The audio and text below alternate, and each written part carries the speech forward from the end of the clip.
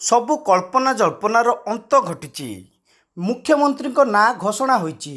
Base किछि दिन है जारी रही कसरतर शेष में परिसमाप्ति घटी।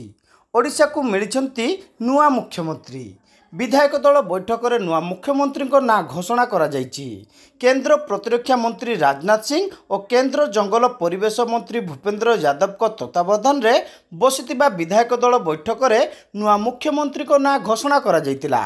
मोहन माझी ओडिशार नुआ मुख्यमंत्री भाव घोषणा होइतिबा बेले दुई जण उपमुख्यमंत्री ना घोषणा करा जायछि। पाटणागढ़ विधायक कनकवर्धन सिंहदेव और निमापड़ा विधायिका प्रभाती परिड़ा को उपमुख्यमंत्री भाव घोषणा करा जायछि। आसंताकाली मुख्यमंत्री सहित उपमुख्यमंत्री एवं अन्य मंत्री माने शपथ ग्रहण करिवे। शपथ ग्रहण कार्यक्रम में जोगदेवे माननीय प्रधानमंत्री नरेंद्र मोदी।